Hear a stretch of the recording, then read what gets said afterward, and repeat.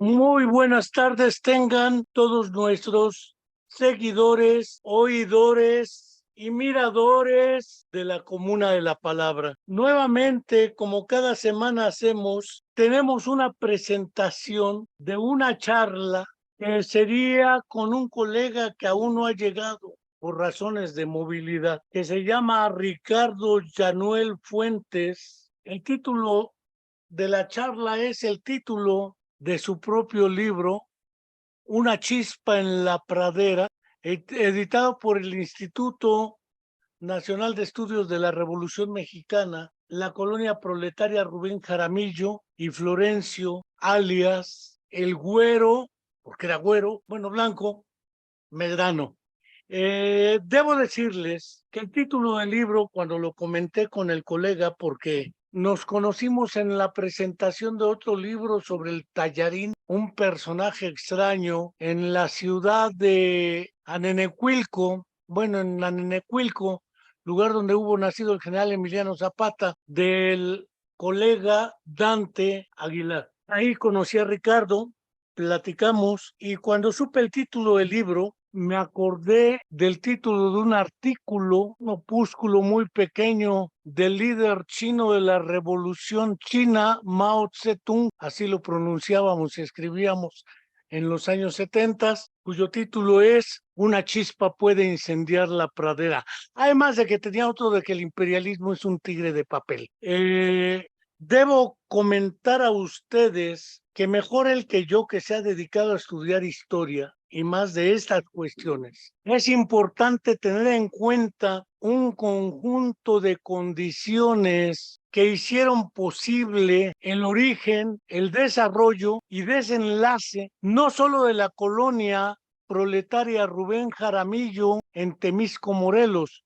Podemos hablar del campamento 2 de octubre en la Ciudad de México. Podemos hablar del campamento Tierra y Libertad en Nuevo León, en Monterrey precisamente. Y podemos hablar de un conjunto de movimientos armados que se dieron, según Carlos Montemayor, en dos dinámicas de movimientos armados.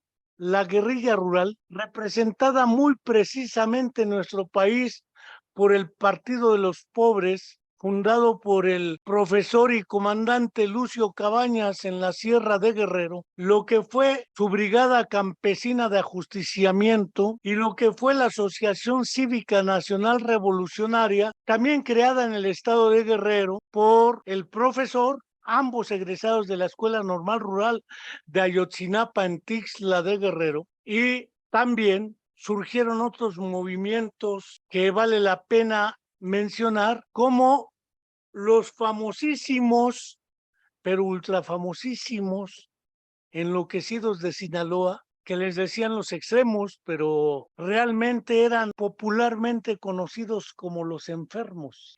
Y estaba una relación extraña entre el PMT, un partido fundado por Heberto Castillo y Eduardo Valle, alias El Búho, una vez que salieron de la cárcel después del 68, y un grupo que se llamaba Martillo. PMT Martillo tenían una alianza histórica que crearon varios movimientos en Chihuahua, en Querétaro, la UNAM, y desde luego la Normal Superior, que tenía grupos ya, donde dijeron que Xóchitl Gálvez se formó en la Liga Obrero Marxista. La Liga Obrero Marxista desaparece prácticamente en el 67 en su primer versión. Era de orientación trotskista.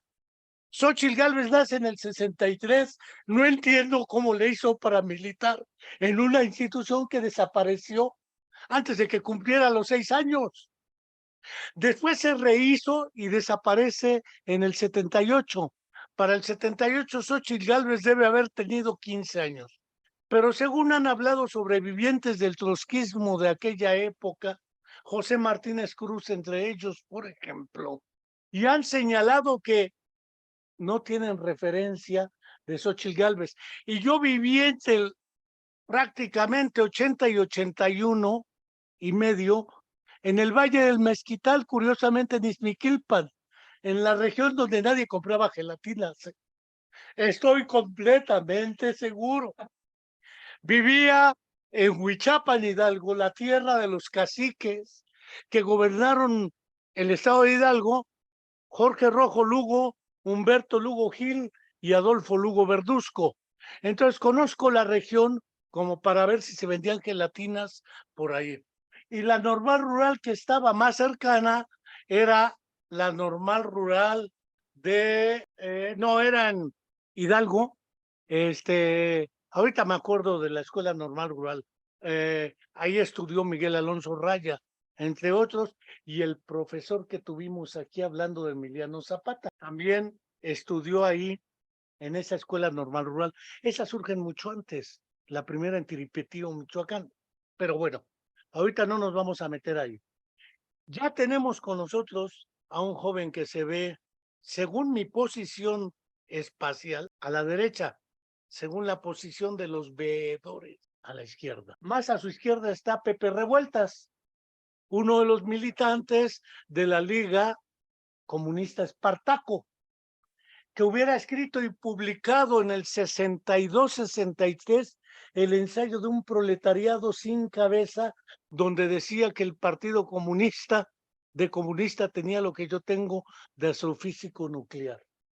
Entonces, dejo esta breve introducción porque se daba la Liga Comunista 23 de septiembre, de ahí desaparecen al hijo de Rosario Ibarra de Piedra, entre otros. Su hija está ahora en la CNDH, Rosario Ibarra, pero Rosario Piedra, perdón. Debo decir a ustedes también que aparte de la guerrilla rural, estaba la guerrilla urbana. Estaba la 23 de septiembre, estaba una serie de grupos como el Frente Unido Zapatista, alias el FUS, estaba una serie de personajes y naturalmente en Oaxaca se realizan otra serie de movimientos. Estaba la Unión del Pueblo, que refiere acá el colega en su libro. Estaba el FER, Frente Estudiantil Revolucionario en Guadalajara, que se enfrentaba a la Federación de Estudiantes de Guadalajara, porque históricamente todas las FECs, es decir, todas las federaciones de estudiantes eran priistas, exceptuando la FEU de Guerrero. Pero lo dejo ahí. No quiero dejar de saludar a nuestros seguidores, oidores, miradores, y tampoco quiero dejar de agradecer su presencia esta ocasión.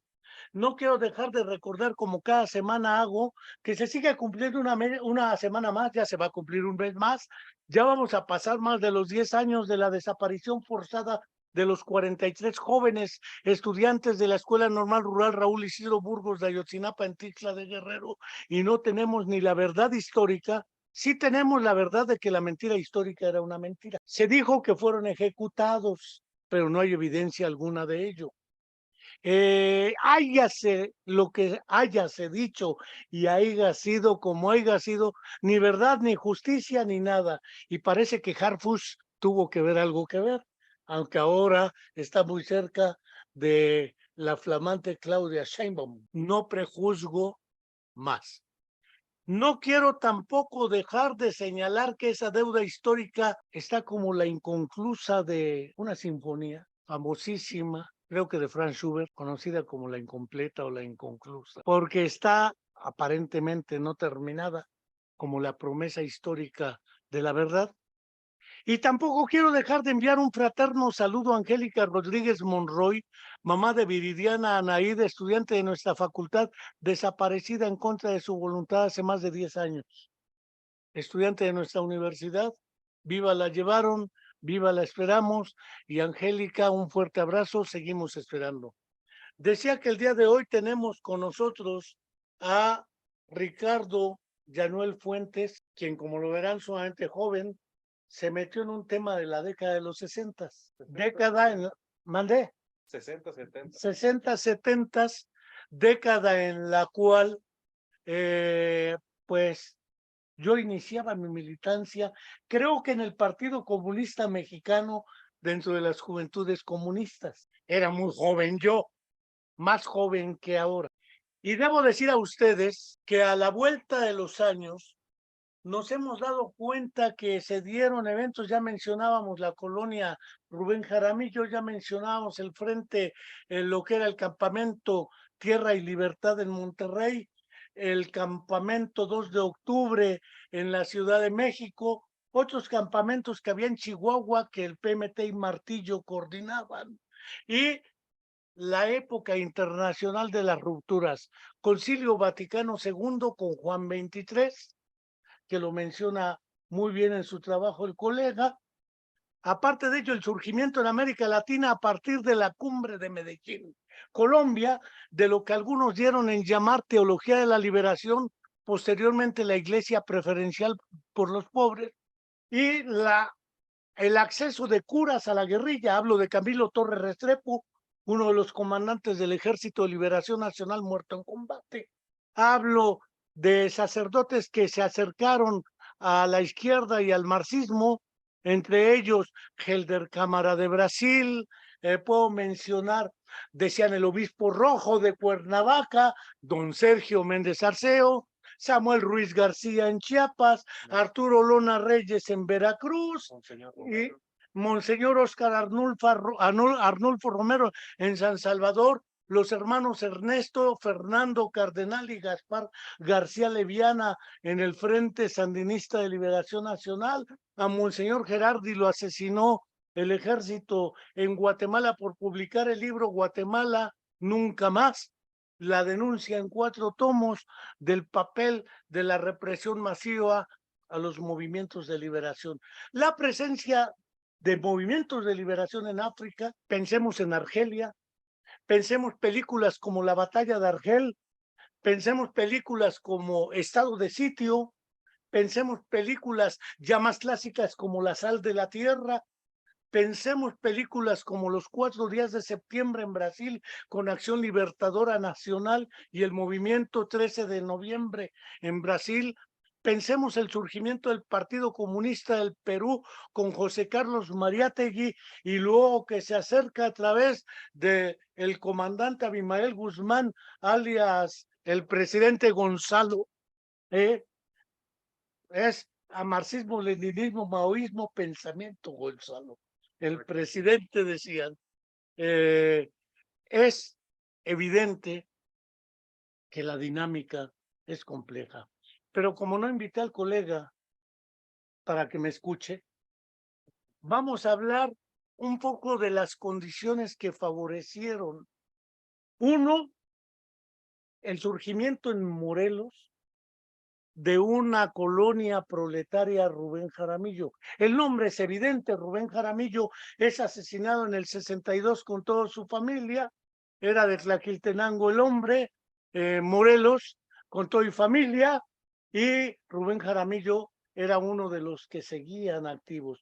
No hablemos del Tallarín, que ya lo habíamos mencionado, por el trabajo clásico de Eckhart Dante, ¿sí? Pero aparte de lo que es esa colonia proletaria, la tradición del oriente y el sur y el norte en Morelos es muy vieja, el zapatismo, etcétera. Hay condiciones internas, externas, nacionales e internacionales, la Revolución Cubana y su triunfo en el 59, y a partir de ahí todo el impacto, después el problema de los misiles en el 62 con la supuesta guerra nuclear, después el conflicto chino-soviético a propósito de si sí o no con el procedimiento de los indígenas. Creo que Carlos Mariátegui y Carlos Guzmán Bockler en Guatemala plantearon que los indígenas también eran parte del movimiento. Lo que pasa es que el marxismo clásico surge en Europa, donde casi no había indígenas. Entonces, la historia es otra. Y finalmente puedo mencionar a Kim Il-sung y la idea Suché. No hablo de Muammar Gaddafi y su libro verde, pero hay experiencias del surgimiento de lo que era el Congreso Nacional Africano, con un grupo entre los cuales estaba Nelson Mandela, estaba el movimiento nacional Tupamaro en Uruguay, es decir, el calor estaba grave. Entonces, le cedo la palabra a nuestro amigo Ricardo Llanuel Puentes para que nos trate de explicar qué condiciones hicieron posible el surgimiento de un líder como el Güero Medrano y el surgimiento de una colonia proletaria y qué perspectiva tenía. Es decir, el mismo Güero Medrano lo dijo y creo que lo pones como epígrafe. Mi pleito no es por la tierra, el de Zapata sí, pero aquí era más que la tierra. Cierro mi boca, muchas gracias y Ricardo, fuerte ante el micrófono para que las masas te escuchen. Bueno, antes que nada, quiero agradecerle al profesor Enrique por la invitación, por el espacio, ¿no? La oportunidad de que esté aquí, que pueda platicar con ustedes sobre esta experiencia desde mi perspectiva como investigador, pero también creo, y eso es importante, al menos desde mi punto de vista, de mi perspectiva también como militante comprometido con las causas sociales, ¿no? Entonces creo que eso es importante decirlo, ¿no? Ponerlo en entredicho. El caso de la colonia proletaria de Rubén Jaramillo es una experiencia muy interesante, ¿no? Un caso bonito, también hay que decirlo, que tiene que va a tener, ¿no? Sus características que le van a hacer pues muy especial, ¿no? Por llamarlo de alguna forma. Sin embargo, como ya lo anticipaba, para entender, ¿no? El proceso de la colonia proletaria de Rubén Jaramillo hay que verlo también en perspectiva tanto de lo local, o sea, qué es lo que se suscitaba en el Morelos de los años 70 que hicieron posible la conformación de un poblado con las características como la colonia proletaria de Rubén Jaramillo, pero también entendiéndolo en una perspectiva nacional, pero también internacional. O sea, ¿en qué contexto estamos ubicados? ¿No? El contexto internacional pues, de la Guerra Fría, de la lucha entre los dos bloques de poder a nivel mundial. Por un lado, el capitalismo, representado principalmente por el poderío estadounidense, y por el otro lado, pues la Unión Soviética, que representaba al comunismo, ¿verdad? Como ideal, pero también como proyecto político. Ahí quisiera meter un matiz. Hubo un personaje de cuyo nombre sí me acuerdo, Adam Schaff, Sí, sí. polaco, y otro personaje, Karel Kosik, a los cuales los soviéticos acusaron de revisionistas. Sí, sí. Pero ellos hablaban del socialismo realmente existente como diferente del ideal socialista, no hablaban del comunismo, porque en la tesis marxista el comunismo aparecería una vez que desaparezca el capitalismo. Claro, Y todos claro. los el otro pleito entre trotskistas y estalinistas a propósito si la era de la revolución permanente o la revolución por etapas, Sí, sí. viejas discusiones entre trotskistas, maoístas, estalinistas y todos los istas que se nos ocurran. Sí, estoy de acuerdo, ¿no? Y sí, estoy consciente de que evidentemente el pensar, ¿no? La idea del comunismo como, como algo que existió, ¿no? Hace 50 años, por ejemplo, pues O que Cuba es comunista, no, yo o sé que que, Venezuela es digo, comunista. pero quizá a veces ayuda, ¿no? También en un sentido para las personas que nos escuchan, ¿no? Y a veces utilizar indistintamente, ¿no? Comunismo, socialismo, aunque pues, soy consciente de que no es lo mismo, ¿no? Pero bueno, ¿no? La idea central es que existían estos dos bloques, ¿no? De poder político, económico en el mundo, y en donde, sobre todo para los años 60 y 70, pues se va a dar una pugna muy fuerte, ¿no? Entre estos dos bloques de poder. Sin embargo, y aquí yo creo que es lo que vale la pena mencionarlo, y sobre todo porque eso va a impactar en el caso de la colonia proletaria Rubén Jaramillo, para los años 60 va a aparecer, ¿no? Bueno, que es algo que viene desarrollándose desde los años 50, pero que en los 60 va a tener este boom, ¿no? Que es donde van a aparecer, que después se les va a llamar los países no alineados, ¿no? Que es estos países que pues no están, ¿no? Ni con Estados Unidos, ni con la Unión Soviética, que forman, ¿no? Un otro bloque, ¿no? Y y uno de los principales países que va a impulsar esto, justo después de debates ideológicos y políticos con la Unión Soviética, precisamente va a ser China, ¿no? Va a ser la China de Mao. A ver, Esto es interesante. hay que meter otro dato de precisión. Si mi memoria no me traiciona, la propuesta de la creación del movimiento de países no alineados fue elaborada por Josip Broz Tito. Sí, sí. Josip Broz Tito es el que propone la constitución del MPNA, el movimiento de países no alineados, Sí, sí, sí. y Tito era representante de lo que después se convierte en Serbia, Croacia Sí, y demás, que era la Yugoslavia. Fue Tito, que además Yugoslavia sí estaba dentro del bloque, detrás de la cortina de hierro, claro, claro. aunque no todo era un monolito. Está Praga por un lado, después viene la represión a Praga con la invasión de los tanques. Está también la cuestión de la República Alemana dividida en dos, donde se encontraron los dos frentes, el Ejército Rojo, porque ya la veía perdida Estados Unidos y Reino Unido, y dijeron, o le damos también por acá, o estos conquistan todo. Pero en el fondo el movimiento de países no alineados, más que ser impulsado por China, porque tampoco era maoísta, era no alineados con nadie. Claro. Estaba Tito, estaba Libia, estaba Palestina, Sí, sí, Arafat hace su aparición ahí. Es más, hasta Luis Echeverría quería ser dirigente o del movimiento de países no alineados o de la Organización de las Naciones Unidas. Cierro otra vez mi boquita. Claro, no, y aparte, también va a surgir, eso sobre todo, ¿no? Como una teoría que de hecho Mao va a ser también, no va a ser el único, pero él también va a hablar sobre eso, que pues va a ser la idea de los tres mundos, ¿no? Y el tercer mundo. Exactamente, que es lo que plantea China en realidad y Exactamente. Corea tal vez. Entonces va a existir ahí que les decía, va a venirse desde los años 50, sobre todo en este proceso que se conoce como la pugna chino-soviética, y que en 1963 se va a dar la ruptura total. No eran más, estaba Albania también con Enver Hoxha Que Albania, la misma Corea, ¿no? En su sí, momento Vietnam, pero, o sea, realmente ahí, por la importancia que va a tener en Asia la revolución china y el triunfo de Mao, o sea, China se va a convertir en la impulsora, ¿no? De esta nueva visión desde desde un ideal marxista, ¿no? Que esto es importante decirlo. O sea, finalmente la China de Mao, y ellos mismos lo van a decir, ¿no? Pues son una reivindicación completa del marxismo-leninismo, ¿no? maoísmo, Con características chinas, pensamiento Mao ¿no? Zedong.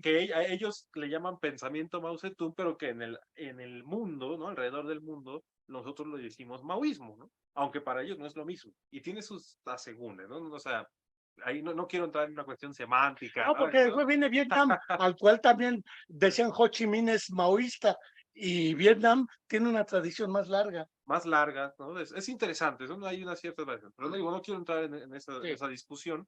El punto aquí es de que va a aparecer, ¿no? China va a emerger, que digo, viene desde los 50, pero en los años 60 China va a emerger como esta potencia también, y con una característica propia de cómo conducir a un movimiento hacia el triunfo de la revolución social, ¿no? Esto es interesante.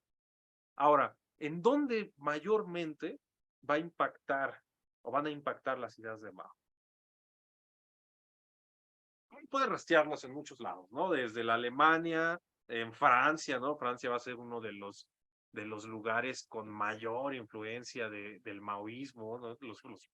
Los maoístas franceses pues van a ser muy característicos, ¿no? De los años 60, ahí podemos ubicar pues, a gente como de la talla de Charles de Telaine, ¿no? El mismo Althusser va a discutir mucho con Mao, entre otros, o sea, pero también va a tener una influencia muy fuerte en Latinoamérica, Y en Asia, ¿no? En Asia, es obvio, ¿verdad? En Asia, en África, claro, también.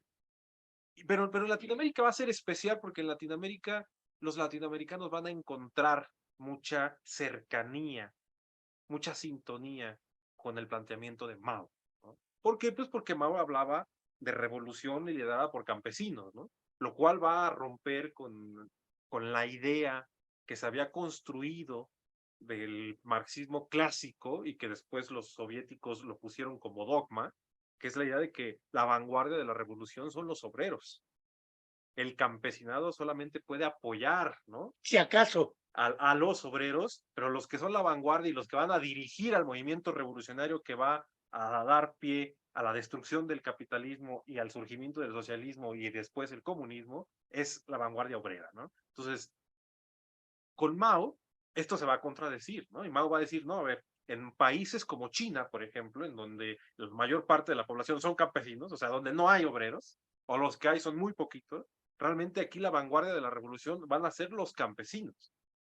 Y los campesinos organizados son los que van a poder llegar al triunfo del social, ¿no? Eso es importante porque, curiosamente, en Latinoamérica, ¿no?, muchos de los que se van a asumir como maoístas o que van a decir que el pensamiento de Mao es el idóneo para llevarlo a la práctica, pues van a ver que en Latinoamérica existe también una gran población lo que campesina, pasa es ¿no? que América Latina o Latinoamérica como México es diverso. Eso es Si yo diverso. pienso en Argentina, en Uruguay y en Chile, en realidad hablo de movimientos donde el maoísmo casi no tuvo presencia y sí el trotskismo.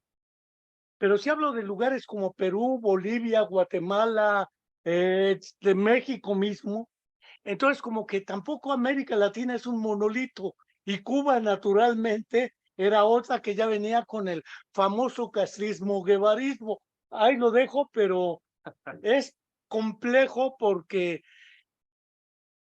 Perú, Bolivia, Chile, o menos Chile, Perú, Bolivia, Guatemala, México son terriblemente indígenas además, no solo campesinos, Claro, claro. indígenas. Y la condición de indígena juega otro papel en esos países. Sí, sí, sin duda, sin duda. Aunque bueno, de hecho en Argentina sí va a haber una fuerte presencia de los maoístas, muy, muy fuerte, pero ahí, ¿no? De esta idea de aplicar las condiciones a la realidad, ¿no?, en la que está, ¿no? El mismo Mao lo decía, ¿no? O sea, hay que hacer análisis, que digo, no, no es que él lo haya, Es el título, no ¿no? es, no es que él lo haya planteado, esto venía desde Lenin, ¿no? De analizar la realidad concreta. Entonces, por ejemplo, en Argentina, aunque van a tener experiencias los maoístas con campesinos, no van a fructificar, pero sí van a tener organizaciones Que obreras no tienes el PRTA y importantes, otro ¿no? tipo de grupos. Importantes. Pero bueno, a lo que quiero llegar con esto es de que para los años 60, sobre todo después, ya en la segunda mitad de los años 60 y a inicios de los 70, el maoísmo, ¿no?, ya como corriente política diferenciada, ¿no?, del Del trotskismo, del, del del stalinismo, leninismo etcétera. clásico, ¿no? Del estalinismo, de este planteamiento, ¿no?, que venía de la Unión Soviética. O sea, el maoísmo se va a conformar como una corriente diferenciada dentro del comunismo, ¿no? Y su, sus años o su momento de auge a nivel mundial justo van a ser entre la segunda mitad de la década de los 60 y la primera mitad de la década de los 70, ¿no? O sea, Casi va a hasta el ser 80. y a lo largo de los años 70, ¿no? O sea, van a ser esos sus años de mayor auge a nivel mundial. Y bueno, eso en México pues, se va a ver muy reflejado, ¿no? En México el maoísmo va a tener sus orígenes desde los años 60. Algunos de los primeros maoístas mexicanos los podemos ubicar en este movimiento que va a fundar revueltas, pero que después los mismos integrantes lo van Lo a expulsan. expulsar, Las revueltas lo ¿no? expulsaron los trotskistas, los maoístas, los estalinistas, todo el O mundo, sea, revueltas en el 60 es expulsado del Partido Comunista y funda la Liga Leninista Espartaco, junto con otros. junto con otros, ¿no? Eduardo Lizalde, el mismo Enrique González Rojo. González Rojo, y demás, ¿no? Más personajes. Pero para 1963, justo cuando está todo este debate, ¿no? De la chino-soviética, varios militantes de la Liga Leninista Espartaco tienen cierta cercanía, ¿no? Con las ideas de China, pero revueltas no, ¿no? Entonces hay ahí una serie de debates y terminan expulsándolo también, ¿no? Y que después esta Liga Leninista Espartaco, uniéndose con la Unión Reivindicadora Obrero Campesina, la UROC, y con otro organismo más, que no recuerdo ahorita su nombre, entre esas tres van a fundar la Liga Comunista. Y la Liga Comunista Espartaco, en su primer número de su periódico, que si no mal recuerdo se llamaba El Militante, si no mal recuerdo, Sí. en el número 1 va a aparecer Mao, ¿no? En la portada. ¿No? Que nunca se van a denominar o se van a asumir como maoístas como tal, Como pero, poco, pero una chispa en la pradera. pero Es el sí van título. a compartir, ¿no? Gran parte. Entonces uno puede encontrar ahí, ahí los orígenes del maoísmo en México. Por un lado la Liga Comunista Espartaco y por otro lado con otro movimiento que ese sí, ellos sí se van a asumir Como maoístas. bueno, no con ese nombre, pero sí como del pensamiento Mao Zedong y que se van a llamar el Movimiento Marxista-Leninista de México, ¿no? El MMLM, que coloquialmente les decían los mamelucos. Por el ferrocarril, sí era. Exactamente, ¿no? Los mamelucos, que ellos, varios de ellos van a ir a China, de hecho, ¿no? A formarse, su dirigente, su máximo dirigente, que se llamaba Federico Emery Ulloa, que después va a ser priista, pero bueno, esa es otra historia. Es una vieja historia en este país.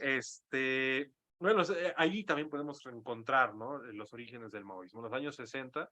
Después va a venir el 68 y yo creo que el 68 en México va a plantear, ¿no? O sea, va a ser este momento de diversificación de las izquierdas en el país, ¿no? Y ahí los maoístas van a tener un papel importante, ¿no? La misma Liga Comunista Espartaco, los mismos mamelucos, y van a venirse, después del 68, van a venirse una serie de organizaciones maoístas, es así ya, maoístas, ¿no? Como tal, como la misma Política Popular. La UIR-LM. Bueno, eso va a venir después, eso va a venir después. Viene de Pero primero es Política Popular, después va a surgir el seccional Ho Chi Minh, que es un seccional de la Liga Comunista Espartaco, pero que rompe con la Liga Comunista y se sigue quedando con el nombre, ¿no? Del seccional Ho Chi Minh, Política Popular, va a aparecer otro que se va a llamar, bueno, primero se van a llamar Grupo Compañero y después se van a llamar Organización Revolucionaria Compañero, ¿no? Va a aparecer otra que se llama Organización Comunista Cajeme, el mismo Frente Popular Independiente, el PPI, y que de ahí derivarán el FENIN, ¿no? el Frente el MOSER, Magisterial Independiente. el MOSER, ¿no? Sí, claro. Varias, Campesino. exactamente, varias organizaciones que van a asumir la línea de Mao como la correcta, ¿no? Y sobre todo bajo una idea principal que es la línea de Mas. Y GPP. La Guerra Popular Prolongada, por supuesto, ¿no? La línea de masas y la Guerra Popular Prolongada. Me parece, y otro movimiento que ya se me estaba olvidando, que de hecho es muy importante para el Güero Medrano, que también se va a fundar después del 68, que va a ser el Partido Revolucionario del Proletariado Mexicano. Partido Revolucionario del Proletariado Mexicano. Que es distinto a otro que se llamaba el Partido del Proletariado Mexicano. Sí. ¿No? Que ese es de los años 60. No, el del Güero es No, el del Güero, donde milita va a ser sí. Es que ese se va a fundar después. Se funda después el PEPUA, sí. Pero él milita en el primero. Partido Revolucionario del Proletariado Mexicano, sí. Que se va a fundar en enero de 1969, con militantes de la Ciudad de México y de Morelos.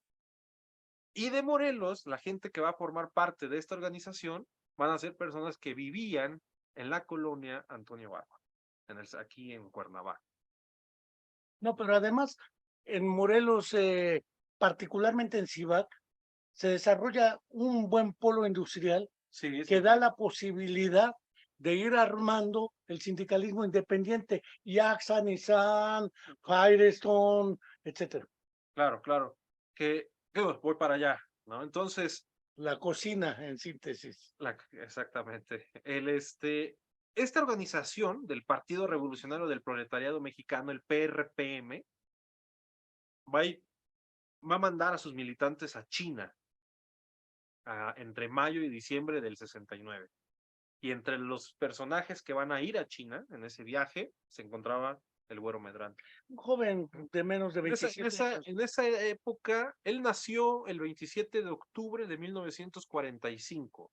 Para el 65 tenía 20 años. Ahí tenía 24, 25, cuando mucho. 24 años, ¿no? Entonces, él va a ir en 1969 a China y ese viaje lo va a cambiar completamente. Su forma de ver las cosas van a cambiar. Porque es algo, ahí uno tendría que meterse en la cabeza del personaje, ¿no? Lo cual es... Oscar Menéndez se fue a China y se fue a Praga y hizo cine allá y cosas interesantes. Pero yo creo que, y lo pongo en perspectiva, ¿no? Yo creo que hay que verlo también en ese sentido. Florencio Medrano era un personaje que venía de una familia pobre, ¿no? De campesinos sin tierra, completamente marginados, que no comían bien, ¿no? Todo el tiempo trabajando en la tierra. Varios de sus familiares habían sido asesinados por terratenientes. Ellos eran originarios de un pueblo que se llama Limón Grande, en el municipio de Tlaxcalpa, en Guerrero, que colinda, que es esta zona de Guerrero que colinda ya con el Estado de México, en todo esto que se llama la Tierra Caliente, ¿no? Un lugar de mucha marginación, pobreza, despojo y sobre todo represión. Represión en contubernio de los terratenientes con los mismos gobiernos, ¿no? Entonces, varios familiares del Güero van a ser asesinados por pelear por tierras. Incluso él y su padre, ¿no? Van a ser casi asesinados, ¿no? Y ese tipo de problemas van a ser los que van a determinar que la familia mejor se venga a Morelos. Y van a llegar a Cuernavaca, y en Cuernavaca van a llegar al Antonio Varona, ¿no? Que hay que entender que la colonia Antonio Varona, que recién se había fundado, o sea, tenía 7, 8 años cuando ellos llegan. La Antonio Varona se funda en el 1961, ¿no? Por una toma de tierras, ¿no? Para evitar el despojo de esos terrenos, los pobladores de Aguatepec, liderados principalmente por un personaje que se ha olvidado mucho, ¿no? Y quiero hacer aquí un paréntesis porque me parece importante mencionarlo. Este personaje se ha olvidado mucho de él, ¿eh? Y curiosamente el pasado 15 de septiembre se conmemoraron un año más de su asesinato, perdón, que él va a ser asesinado el 15 de septiembre de 1965, brutalmente asesinado él y su esposa, a machetazos, van a desollarlos, van a degollarlos, horrible, horrible, horrible. Pero de él casi nadie se acuerda, ¿no? Y él se llamaba Enerino Montiel Varona, ¿no? Él era sobrino de Antonio Varona. de Antonio Varona, ¿no? Sí. Por eso que Antonio Varona, pues el general zapatista. Por eso cuando él organiza a los habitantes pobladores de Aguatepec para tomar los terrenos, para evitar que se los despojen porque estaban haciendo fraccionamientos por todos lados. Exactamente. Entonces, para evitar eso, Benedito Montiel va a organizar y van a posesionarse de los terrenos y van a fundar la Antonio Varona, que van a tener contacto con Rubén Jaramillo, van a tener contacto con intelectuales, con el Partido Comunista, con Cristóbal Rojas, con Elena Garro, ¿no? Los van a apoyar. ¿No? Entonces, la colonia Antonio Varona, digo, más allá de todo lo que uno hoy en día sepa de la colonia, tiene un origen de lucha social y política importante. No, y además estaba el obispo rojo. Y después estaban las comunidades cristianas de base. Él vuelve a jugar un papel fundamental. Claro. Fundamental, ¿no? Pero bueno, ¿por qué dije esto del Antonio Varona? Porque cuando Florencio y su familia llegan al Antonio Varona, llegan ahí porque era una colonia que recibía gente que venía de otros lados, claro, para que pudieran vivir ahí, ¿no? Y sobre todo la mayoría de las personas que llegan a vivir al Antonio Varona son de Guerrero, provenientes del estado de Guerrero. Entonces ellos llegan al Antonio Varona. Y llegan al Antonio Varona en una época en donde la colonia seguía teniendo esta efervescencia ideológica y política. Y Florencio se relaciona con uno de los dirigentes de la comunidad que se llamaba Rafael Equihua Palomares. Y él es el que tenía el contacto con el que había fundado, con el que va a fundar el Partido Revolucionario del Proletariado Mexicano, que es esta organización maoísta, con la que Florencio se va a Chile, ¿no? Entonces, Florencio es un personaje proveniente de los sectores más pobres del país, de origen campesino, sin tierras, que ha vivido en marginación, pobreza, con una profunda desigualdad, que cuando se entera, ¿no? de todo este proceso de movilización política, ideológica, pues él lo va a ver, ¿no? Como algo así de que le llama la atención, ¿no? Para empezar, él no sabía ni leer ni escribir, ¿no? Él aprendió a leer y escribir ya grande, nunca fue a la escuela, y sabía leer y escribir pues muy elementalmente, ¿no? O sea, no era un intelectual, pues, como muchos, hoy en día uno piensa en la izquierda de esos años y piensa en revueltas, ¿no? En un intelectual ya de una familia de sobresaliente, intelectuales, ¿no? Revueltas, o en otros Revueltas, jóvenes que eran de origen clase media, urbana, que eran universitarios. Entonces, ese era como el prototipo, ¿no? Del dirigente estudiantil, de la izquierda. Y el Güero era todo lo contrario a eso, ¿no? El Güero era un personaje que con trabajo sí sabía leer y escribir, ¿no? Entonces, cuando al Güero le ponen yo lo veo así, ¿no? Yo lo pienso así.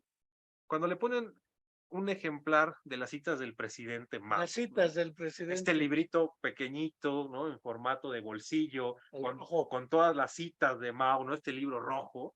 Yo estoy seguro que él lo leyó y dijo, o sea, imagínense, ¿no? Yo lo pongo así, les digo, hablemos en perspectiva. Imagínense una persona que no sabe, con trabajo sabe leer y escribir, pero que está interesada por la cuestión política, le ponen ese y al lado le ponen el Capital de Marx, ¿no? No, pues obvio, las 5 tesis filosóficas de Mao, Pues esos los vimos en los 70. es lógico, ¿no?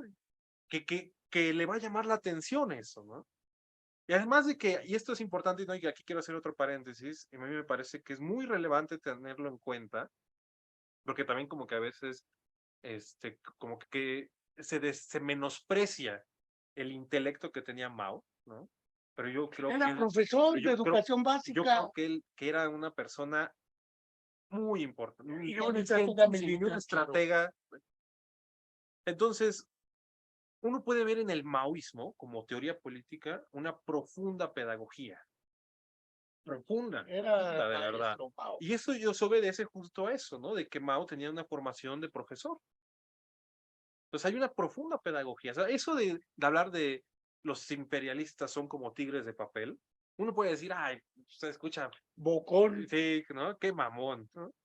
Pero no, o sea, tiene detrás un fundamento, ¿no? Que tiene que ver con la cultura china, Una de chispa los, puede de incendiar los, la de pradera. los proverbios, y todo, de que la gente entiende mejor las cosas a partir de ejemplos muy concisos, ¿no? Una sola chispa puede incendiar toda la pradera.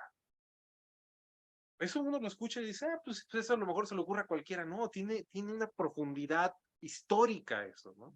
Entonces, que alguien como el Güero Medrano, ¿no? Que ha experimentado el despojo, la desigualdad, No solo él, la muchos violencia, y maoístas. muchos, claro, y muchos, ¿no? Pero digo, ahorita estoy hablando en el caso de él, lea este tipo de cosas, yo creo que le genera, ¿no? Una simpatía por Mao y por la Revolución China, ¿no? Yo creo que es, y de hecho lo digo, ¿no? En el libro, a mí me parece que es algo casi hasta natural, ¿no? En el sentido de que él se siente identificado con esas ideas. Bueno, además, y también esto es un dato, ¿no? Un dato, cuando él está en China es cuando se están conmemorando los 20 años de fundación de la República Popular. Sí, en el Entonces, 69. en el 69. Entonces, imagínense ver, ¿no? Que él como invitado, que viene de otro país, de México, ver los desfiles, ver todo lo que A escuchar el las fiestas, ¿no? Ver, no estoy seguro si llegaron a escuchar a Mao en algún discurso. Yo pienso que sí, yo creo que sí, no estoy seguro. Pero pues si eran, o sea, les tocó ver los desfiles de los militares. De hecho, hay una anécdota por ahí que dicen que él, porque también fue con un primo, ¿no? Que él y un primo fueron los que fueron junto con otros militantes, que cuando vieron un desfile, que iban los soldados así, con tal formación y disciplina, ¿no? Con tal disciplina que el mismo, que hasta Florencio quería bajarse, ¿no? De donde estaba para irse a marchar con los soldados chinos. O sea, él sentía realmente una simpatía, una identificación muy fuerte con ese movimiento. Estaba entusiasmado completamente. Entonces, cuando regresan de China, pues ellos están convencidos de que en México tiene que haber una revolución y se tiene que instaurar un Tiene que régimen, pradera seca. régimen socialista, ¿no? Y yo estoy seguro que estaban convencidos, como dice el profesor Enrique, pues de que México había condiciones De los para 70 hacerlo. decíamos, el capitalismo podrido cae a la vuelta de la esquina. Le hemos dado como 500 vueltas a la puerca esquina y no cae, no cae. Uno estaba entusiasmado de otros modos, pero era la misma lógica. Ya veíamos, en México están las condiciones, bla, bla, bla. Pues todavía no lo veo, ¿eh? Pero bueno, ¿no? Entonces ellos regresan, pero lamentablemente, a su regreso, inmediatamente, unos meses después, hay que entender esto, ¿no? Y esto tiene que ver con el contexto nacional, de que pues, es el régimen priista, ¿no? Un régimen que se caracterizó por su autoritarismo muy represor, y en donde existía una policía secreta encargada específicamente de perseguir, ¿no? La disidencia política. Entonces, bueno, se le llamaba la Dirección Federal de Seguridad, ¿no? Y bueno, la DFS encontró bueno, una serie de factores dieron con este movimiento donde el Güero militaba y los tomaron presos, los metieron a la cárcel. Entonces, de los pocos que no agarraron, Fue el fue Güero. el Güero, ¿no? Con su primo y un par más, ¿no? Estuvieron a punto, o sea, sí los estuvieron persiguiendo, pero pues yo creo que la misma policía había dicho, no, pues ya, porque se fueron, ¿no? Y ya no los se fueron de la Varona y se fueron a refugiar. Eso ya estoy hablando de los años en el 71 más o menos, ¿no? Y se fueron a refugiar a Acatlipa. Hoy en día uno, este, agarras una ruta y en media hora estás en Acatlipa, ¿no? Pero hay que verlo, ¿no? En los años 70, que pues pensar en Acatlipa es pensar en un pueblo que está bien lejos, ¿no? O sea, es un pueblo que está lejos, la verdad. Está lejos. ¿Qué, güey? Sí, Está lejos. más o menos 16 kilómetros de Cuernavaca, ¿no? Más o menos, si no mal recuerdo. En carro. ¿No? Y bueno, para esa época donde realmente un camino accidentado, no era como que tan sencillo llegar, ¿no? El transporte público pues, era uno que llegaba, que salía de Cuernavaca y se iba hasta Zacatepec y pues atravesaba por Acatlipa, ¿no? Pero tampoco era como que hubiera tanto transporte público. Temisco en general, el municipio, pues era realmente un municipio con una población Árido. muy menor, muy árido, o sea, es muy distinto como es hoy en día, ¿no? Entonces, ahí vivía una hermana de Florencio, ellos salen de la Varona, él y su primo, que son los que los andaban persiguiendo, se van a la Varona, su primo se termina yéndose a Guerrero, se va a Acapulco un año más, si no mal recuerdo, pero Florencio se queda, ¿no? Él se queda ahí en Acatlipa, y es ahí en Acatlipa en donde él, convencido de que tiene que organizar a la gente, se va a comenzar a convertir en el dirigente popular por el que después va a ser mayormente conocido a nivel nacional, ¿no? Ahí, en Acatlipa, él va a empezar a organizar a los ejidatarios, a los pobladores, porque él va a trabajar con gente, va a trabajar de ayudante de albañil, va a trabajar de jornalero en los sembradíos de rosas, este, entonces va a tener, ¿no? Mucho contacto con las personas de Acatlipa. Pero además, y yo creo que eso es importante también decirlo, y que tiene que ver mucho con las características de los dirigentes populares. O sea, tú no puedes ser dirigente si no tienes carisma. O sí puedes serlo, pero es complicado, ¿no? Realmente, Imagínate ahora AMLO y Claudia. sí, sí, sí. Pero tú no puedes construir. Yo creo que en el caso del Güero es un dirigente que va a Nato. construirse desde abajo. Y tú no puedes construir un movimiento desde abajo si no tienes el carisma para hacer que la gente se convenza de lo que dices. Y él lo tenía. Era carismático, risueño, la gente lo veía y le daba confianza platicar con él. Era, como se dice coloquialmente, pues bonachón, ¿no? Y aparte de eso, hay que decirlo también, ¿no? Pues güero, Era ligador. 1,70, ojo verde, Ligador con era. un bigotote, ¿no? Así tupido, así tenía una complexión pues, robusta de una persona acostumbrada a trabajar en el campo, ¿no? Entonces, pues que llegara y aparte de eso, pues carismático, alegre, bonachón, y que todavía te dijera, a ver, vamos a platicar de Mao y la organización política y el partido y demás, pues atraía a las masas, hay que decirlo. Entonces, él se va a convertir en un dirigente popular. Y ese proceso en el que él se construye como dirigente popular va a ser ahí, en Acatlipa. Él va a tomar las riendas de su movimiento y lo va a constituir ahí en Acatlipa. Y los mismos ejidatarios de Acatlipa, dado la confianza que le tenían, son los que le van a platicar de las 64 hectáreas De Temisco. que estaban ahí, a un lado de su pueblo, ¿no? Ahí dice, es que aquí hay 64 hectáreas que hace años injustamente se le arrebataron al pueblo de Acatlipa para vendérselas a un privado, pero ese privado resulta que nunca pagó, ¿no? Realmente la deuda que se tenía, el gobierno le confiscó el terreno y estuvo abandonado ahí por años, ¿no? Y para esa época, o sea, para 1972, 73, que es cuando al Güero le dicen todo esto, resulta que ese terreno ya está otra vez empezándose a construir algo ahí, porque resulta que se va a convertir en un fraccionamiento de lujo que se va a llamar Villa de las Flores. Y que el dueño de ese fraccionamiento es el gobernador Felipe Rivera Crespo con su hijo, ¿no? Que era Luis Felipe Rivera, de Aranda, se llamaba. Luis Felipe Rivera Aranda, perdón, si no mal recuerdo. Que le decían el Chacho Rivera, su hijo.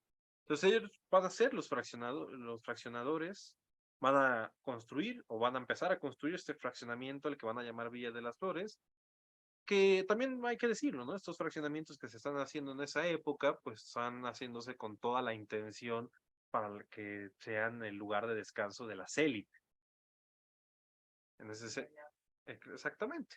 Y principalmente en la Ciudad de México, ¿no? Se tenía pensado en la élite de la capital del país que fuera a tener sus casas de descanso pues, en Cuernavaca, ¿no? O en lugares cerca de Cuernavaca. De esa forma es como Florencio va a empezar a organizar la toma de esos terrenos. Él va a tender a decir que, bueno, que esos terrenos injustamente se les habían arrebatado a los pobladores Tacatlipa, entonces habría que devolvérselo a la gente. Y van a hacer una toma, ¿no? Se va a planear todo este proceso y el 31 de marzo de 1973 a las 8 de la noche se va a tomar la decisión de tomar los terrenos. Y así es como inicia la experiencia de la colonia proletaria Rubén Jaramillo, ¿no? Al que le van a poner justo el nombre de Rubén Jaramillo en un sentido simbólico, ¿no? De reivindicar la figura de un personaje importante para las luchas sociales del Morelos de esos años y todavía hasta nuestros días, ¿no? Y algo a mí que me parece importante también decirlo, es que le van a poner colonia proletaria Rubén Jaramillo.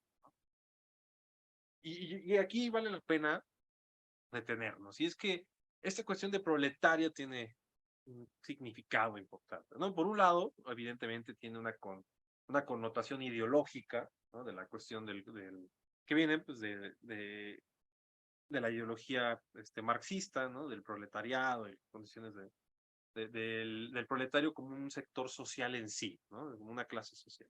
Sin embargo,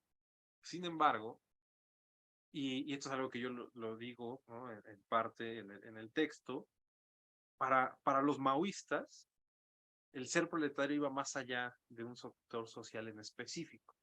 El ser proletario tenía que ver con una forma, ¿no? De actuar, de ser, un ethos, ¿no? Tenía que ver con eso.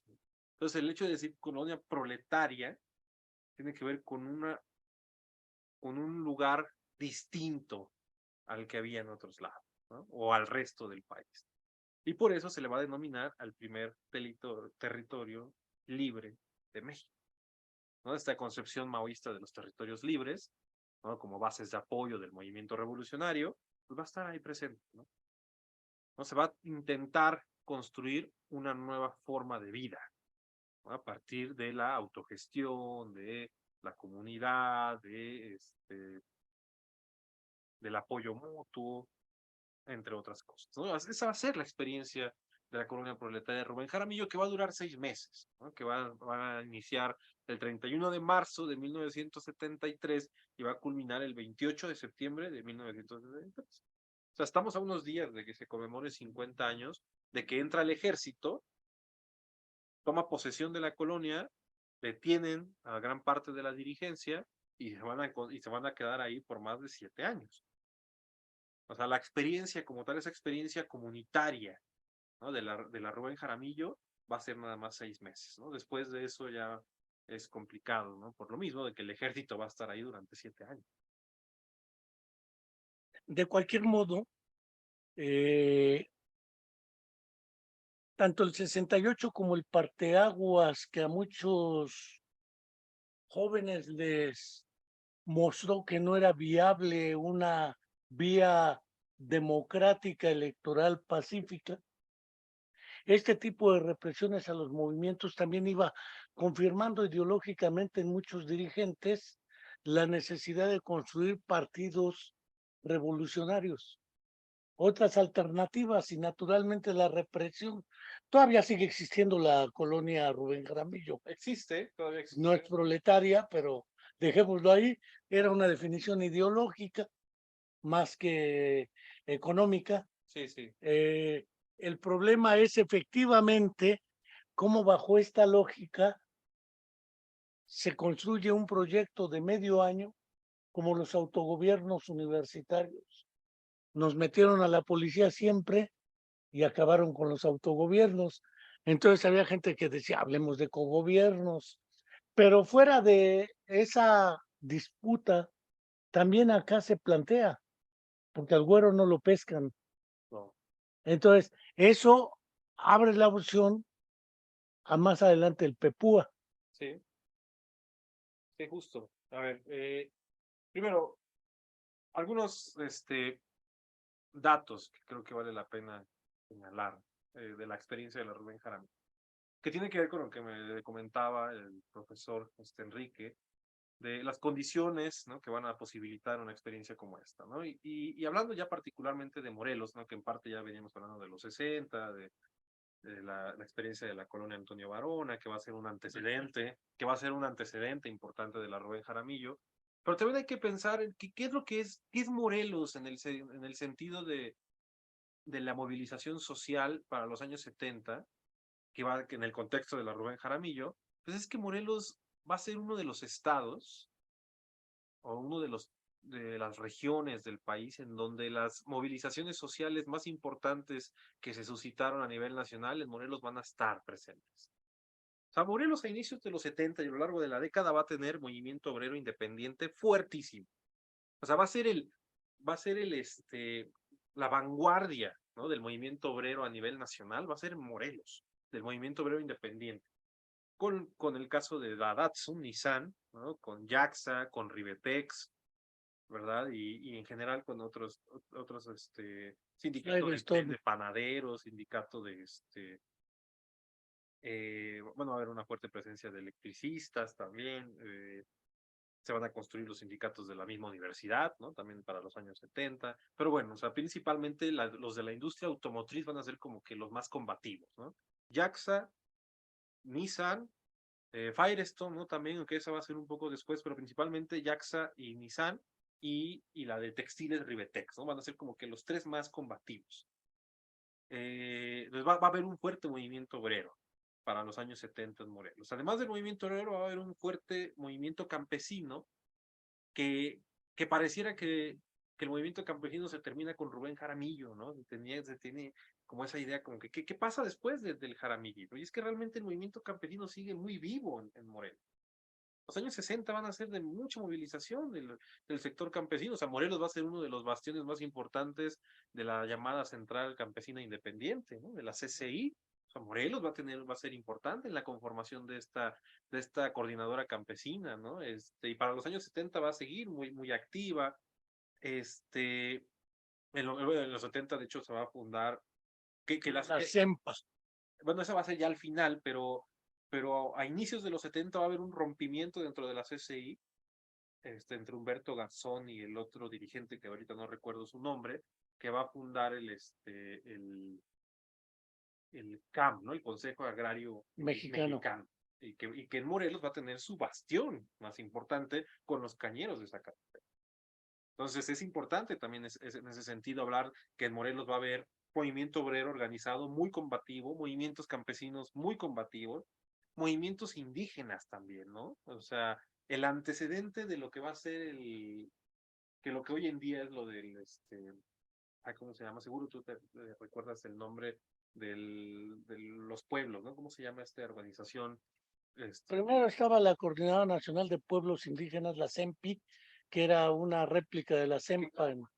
La Asamblea Popular de los Pueblos, el antecedente de eso que hoy en día en Morelos tiene mucha presencia, ¿no?, que de hecho pues va a originar, ¿no?, aquí en la región, pero el antecedente de eso en los años 70, el dirigente se va a llamar, que él va a ser muy cercano a Florencio, ¿no? Él va a ser muy cercano, que él es originario de Sosocó, no recuerdo su nombre, Bueno, Pero bueno, él, o sea, lo que quiero llegar con eso es que también había una fuerte organización indígena-campesina también en Morelos, ¿no? En este caso, sobre todo con gente de Sosocotla, que tenían problemas con el gobernador también, con la, con los cacahuateros, ¿no? El problema de la fábrica de cacahuate, de los Buffer, ¿no? Se llamaba, y bueno, eso, ¿no? Es importante también. Entonces va a haber también esa organización. El movimiento estudiantil morelense también va a ser importante, que esto también hay que decirlo, ¿no? Para los años 60 no había realmente un movimiento estudiantil en Morelos. Había estudiantes, ¿no? Pero no organizados. El 68 va a marcar el punto de inflexión del movimiento estudiantil morelense. Para los años 70 ya va a haber un movimiento estudiantil morelense muy fuerte, ¿no? Y que va a Que tener, no es necesariamente la FEUM. que no necesariamente es la FEU, ¿no? Al contrario. Claro, De hecho, están ¿no? por fuera de la FEUM. Están por fuera de la FEU, ¿no? La FEU siempre va a ser priista, ¿no? Va a tener su No momento, lo dije yo, va a tener su pero momento, bueno, en el siglo XX va a ser priista, hace 20 años era y panista, Bumac y de hace como 8 años era perredista, periodista, ahorita, ahorita ahorita son no sé si sea periodistas, no periodista, sé. ¿no? Tiene Pero mucho tiempo bueno, que no voy a la universidad, pero bueno, eso es otro tema, ¿no? A lo que voy es que también va a existir un movimiento estudiantil organizado, importante, que va a tener presencia, y a eso, y a todo eso, el otro que va a ser, el otro actor social que va a ser fundamental, la la iglesia, iglesia cristiana, ¿no? Católica. Y pues su dirigente, pues Sergio Méndez Arceo, ¿no? Y aquí es una hipótesis que yo he planteado y que lo he discutido con algunos otros colegas, que quizá la misma iglesia católica y las comunidades eclesiales de base y el papel de Sergio Méndez Arceo va a funcionar como un pegamento de todas estas expresiones. o sea, pues, curiosamente le tocó negociar a Sergio Méndez Arceo uno de los secuestros que dirigió el Güero Medrano. Sí, sí, sí, sin duda, ¿no? Claro, O sea, a lo que voy, también va a haber guerrilla, por supuesto. claro. Aquí van a tener presencia tanto Lucio Cabañas como Genaro Vázquez, como la Liga Comunista 23 de septiembre, el MAR, claro, y bueno, y después el Güero, ¿no? Con el Pepúa. Entonces, todo lo que caracterizó y obviamente el otro componente va a ser lo que se conoce como el movimiento urbano popular, El MUP, el MUP. que después se ¿Y transforma en CONAMUP. quién va a representar al movimiento urbano popular en Morelos? Pues la Rubén Jaramillo, ¿no? No hay otra expresión que la Rubén Jaramillo. Entonces, en la Rubén Jaramillo también van a confluir todas estas expresiones, ¿no? O sea, a la Rubén Jaramillo van a llegar líderes campesinos, obreros, Comunidades de base, comunidades de etcétera. base, el mismo Méndez Arceo, estudiantes. O sea, va a ser un crisol de movilización social bien importante. Es que Morelos lo fue, por ejemplo, para acá se vino Iván Illich, para acá se Eso es vino Eric importante. Fromm, para acá se vino Leonora Carrington. Es decir, también la intelectualidad internacional veía en Cuernavaca y en Morelos, Tepoztlán, Yautepec, un polo de desarrollo, algo así como la escuela de Frankfurt, pero era la escuela de Morelos. Eso es interesante, ¿no? Fíjense que en algún momento yo platicaba con una maestra. Elena Garro, Pues yo, etcétera. yo platicaba con una maestra y me dice, es que hay que llevar el punto de catalogar a Morelos y a Cuernavaca específicamente como centro. Ernesto Cardenal se vino acá con los trapenses también. Vendió mucha gente, o sea, Paulo Freire aquí vino, Eric Fromm aquí estaba, venían a debatir personas de la talla o sea, de estos personajes. Ronald Line, David Cooper, Franco Basaglia, Sí, todos Paul ellos Bartlett, vinieron ¿no? al Congreso Mundial de Psiquiatría. Estaba Silvia Marcos, Jean Robert, Sí, sí, Carlos sí, sí. Monsiváis. Es decir, parece ser que Cuernavaca particularmente tiene un privilegio y no es el clima. Estar lo suficientemente lejos de la Ciudad de México y estar lo suficientemente cerca de la Ciudad de México. Sí. Porque eso permite ir y regresar, pero permite la sana distancia, valga la expresión. Gente del MIR chileno va a venir, ¿no? A O platicar. sea, el exilio vino en parte para acá. Es importante eso, ¿no? Y de hecho es algo que estoy planteando. Te quiero hacer El exilio argentino también vino para acá. El doctor Gregorio Sosensky, claro, etcétera. estoy planteando ahí una hipótesis de ver a Cuernavaca como ciudad del exilio. Porque van a llegar aquí chilenos, van a llegar aquí argentinos, brasileños, Francisco Uruguayos, Juliao, brasileños. ¿no? Y el papel de Francisco Juliao, este brasileño que va a organizar a los campesinos en el... Y pues acá estaba el Güero Medrano y Pues sí, ¿sabes? Morelos es una efervescencia social en los años 70 indiscutible y quizá que no va a tener otra región en el país, ¿no? A eso, a esos niveles. ¿Sí? Y ahí es donde va a surgir la colonia proletaria de Rubén Jara, ¿no? En ese contexto. pues mira que llevamos 1 hora y 10 minutos. Y lo que sí puedo decir, aparte de esta cuestión, sí, quien quiera adquirir el libro, Una chispa puede incendiar, ¿no es cierto? En la pradera del compañero Ricardo, editado por el INER, El Instituto el Instituto Nacional de Estudios de la Revolución Históricos sobre las sobre revoluciones de la México. Revolución Mexicana. ¿Dónde lo pueden conseguir quienes quieran? Quien quiera adquirir un ejemplar del libro, lo pueden conseguir aquí en Cuernavaca, en la librería de La Bigotona, en el centro. Ahí lo pueden conseguir. O conmigo, directamente, ¿no? En La Bigotona. Ajá, o conmigo. ¿Y contigo cómo? Pues por mis redes Señales de sociales, humo. no, por mis redes sociales me pueden, en mi Facebook, ¿no? Pueden ahí A buscarme. Ricardo. Soy como Ricardo Fucas. Sí, porque luego se ponen. Yo tenía un alumno que me mandaba sus trabajos como el abuelo, entonces yo nunca supe a quién calificaba. Dije, ¿quién jodido es el abuelo?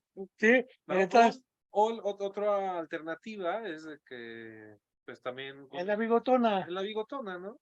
Si alguien lo conoce a usted y quiere conseguirlo con usted, le puedo dar algunos ejemplares también. Pues sí, no tengo ningún empacho, pues si yo no he podido vender los míos. Entonces, de venta de libros no vive uno. Exacto. Pero bueno, está el libro, que además fue asesorado y dirigido por un colega, si no estoy mal, uruguayo Argentino. o argentino, De hecho, Horacio Crespo. viene del Él exilio. viene con el exilio. No, además fue consejero universitario y yo también, y nos tocó estar en los grandes debates del periodo donde se nos acusó de veristas, y claro que éramos veristas, y lo seguimos siendo, y desde aquí le mando una felicitación por su cumpleaños, recientemente enfrentado por el doctor Jesús Alejandro Vera, quien fue rector de la UAM y objeto de lo que se llama lawfare o guerra jurídica en su contra. Ya agarraron a un fiscal y el otro fiscal ya renunció, el que lo estaba persiguiendo, pero él sigue bajo persecución. Sí, Horacio Crespo te dirigió la tesis, trae de lo que hemos hablado, el maoísmo en México, la influencia de la iglesia, los movimientos en América Latina, pienso en Perú particularmente, y el PSP-CSL, Sendero Luminoso, Claro. Pensamiento Gonzalo, etcétera. Pienso parte de Guatemala, parte de Nicaragua, aunque Nicaragua tuvo otra tríada, le llamaban los terceristas, los GPP y los insurreccionales. Ahorita de ahí venía Daniel Ortega y Humberto Ortega. Sí, sí. Ahorita dejémoslo por ahí. Pero lo que es claro es que el Güero Medrano finalmente, para ir cerrando, después de la experiencia de 6 meses, lanza el otro proyecto, el del PEPUA, Sí. donde ya tuvimos aquí unos hermanos que fueron perseguidos, torturados y demás, del PEPUA precisamente, el Partido del Proletariado Unido de América, Unido de América. el PEPUA. Pero antes de ello, ¿qué lo conduce allá? Y a la vuelta de los años, porque ahora parece ser que el mundo se divide en dos: los que están a favor de la transformación cuarta y todo lo demás, que es la derecha. Decisiones perfectamente discutibles. ¿Qué enseñanzas nos puede dejar esta experiencia? Del Güero Medrano, la colonia proletaria, etcétera. Ok, bueno, Primero, respecto al Pepúa,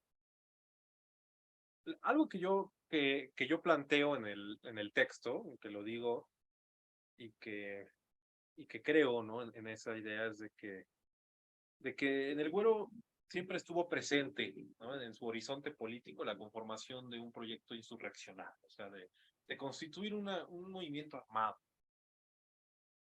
Exacto, ¿no? Exactamente, ¿no? De construir un ejército popular, ¿no? Que condujera a la revolución social en el país, ¿no? O sea, lo que yo planteo es que eso siempre estuvo presente en su horizonte, ¿no? De político, ¿no? La Rubén Jaramillo era como yo lo veo, era un medio para eso. La Rubén Jaramillo no era el fin, un fin en sí mismo, ¿no? Era el medio para poder conseguir la revolución social, ¿no? Y de hecho él lo dice, lo dice, y lo digo, y lo pongo yo aquí como una cita que inicia el texto, el libro.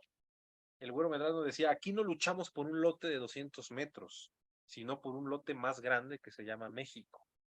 O sea, lo que nos dice con eso es de que realmente su idea era de construir un nuevo país, ¿no? Pues la Rubén Jaramillo era un medio para eso, ¿no? Y la idea era construir muchas Rubén Jaramillos, ¿no? O sea, esta idea de la... Construyeron 2, 3 Vietnam. Exactamente. A ¿no? la consigna.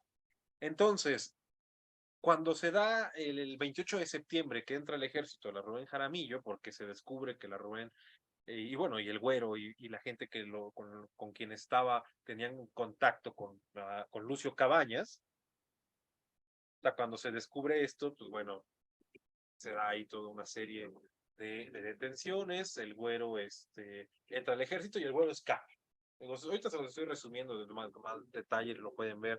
Que de hecho, rápidamente, nada más un comercial, si la gente lo quiere adquirir en físico, ya lo dijimos, pero también está de acceso libre en PDF en la página del Instituto Nacional del INER, ahí lo pueden descargar, ¿no? Está en PDF de acceso libre y ahí lo pueden ver. Perfecto. Pero entonces, regresando al tema, el Güero va a escapar, no va a ser detenido, va a escapar.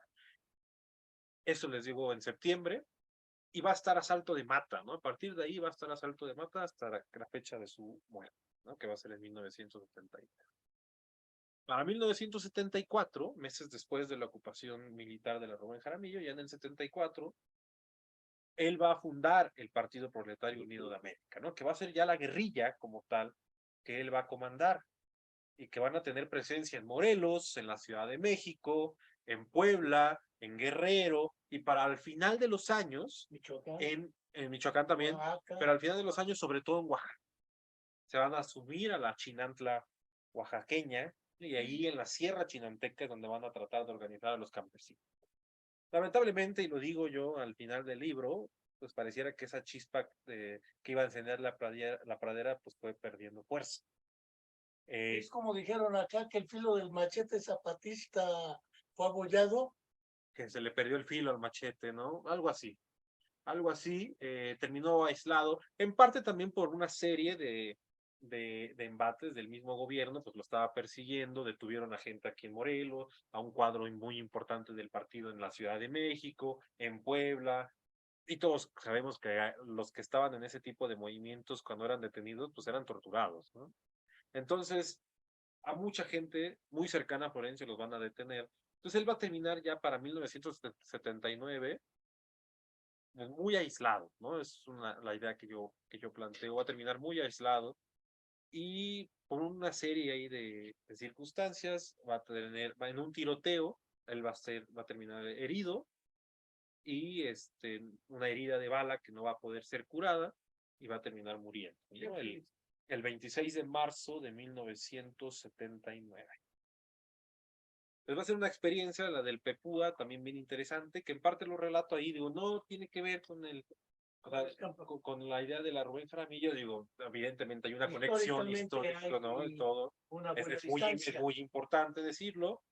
No lo trabajo como tal, pero está en el libro, ¿no? También, ¿no? Como en las conclusiones hablo ¿y qué es lo que pasa con el Güero Medrano, ¿no? Después. Entonces ahí hablo acerca como un cierre también del personaje, entendiéndolo en la narrativa del libro, pues hay que saber qué es lo que pasa, ¿no?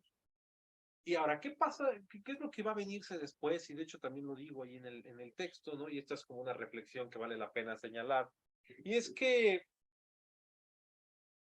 a pesar de que la Rubén Jaramillo sigue existiendo hoy en día, Ya no es la colonia proletaria. ya no tiene el mote de proletaria, ¿no? Ya nada más se llama Colonia Rubén Jaramillo, pero si uno va, que uno puede ir, ¿no? Está aquí en Temisco, ahí hoy en día hay un hospital, yo creo que es como que la referencia más fácil Rivera Crespo no se lo adueñaron. para ubicar a la gente. No, al final, Fue un éxito finalmente. fue un éxito en que la gente pudo conservar el predio, ¿no? Que se les regaló, fueron gratis, les regalaron los terrenos. La gente pudo conservar ese predio, pero también hay que decirlo, por los años que estuvo el ejército, mucha gente de la que originalmente había llegado terminó yéndose por el miedo que representaba estar vigilada constantemente por el ejército, por la policía. Se iba a crear también todo un proceso de estigmación, de estigma social. Y la colonia va a quedar ahí, ¿no? Pareciera como en el olvido. Y aunque hoy en día pues ya forma parte de Temisco, y Temisco es ya un municipio muy grande, de los más poblados del estado, si uno va a la Rubén Jaramillo y le pregunta a la gente si conoce la historia de su colonia, le va a decir que no. Va a decir que no, lo cual no quiere decir que no lo sepa. ¿No? Es interesante, ¿no? Y pareciera que hay un olvido, ¿no? De la experiencia. Aún hay un temor. O aún hay un temor. Pero yo creo que tiene que ver más con un olvido y tiene que ver más con una campaña que posibilitó eso. Claro. Porque, digo, citando a Walter Benjamin, este filósofo, sí, ¿no? De origen alemán, que murió, ¿no? En condiciones, en no condiciones muy esclarecidas. Desafortunadas. Dicen por ahí que perseguido, ¿no? Por la Gestapo, Pues pero sí. realmente dicen unos que por Stalin, pero bueno, no quiero entrar en ese detalle. El punto aquí es de que Benjamin decía, ¿no? De que en el pasado, ¿no? Que hay que mantener la chispa de la esperanza, porque el enemigo no ha parado de vencer, ¿no? Él habla de un enemigo. Y yo creo que ese enemigo es el olvido, ¿no? Porque cuando se olvida, las cosas desaparecen. Entonces hicieron que el caso de la Rubén Jaramillo, en cierto modo, desapareciera a partir de la ideología dominante. ¿Por qué? ¿Por qué llego a esta conclusión? Porque a mí no me parece casualidad que la mayoría de la gente en la colonia le siga llamando Villa de las Flores. Si uno va aquí al centro de Cuernavaca y agarra la ruta que te lleva para allá, que es la número 11, en el letrero no dice Rubén Jaramillo, dice Villa. Yo creo que eso tiene que ver con un proceso ideológico de olvidar esa experiencia, ¿no?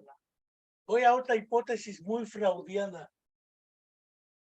El olvido es el mecanismo más preciso de otro mecanismo subyacente que es la represión.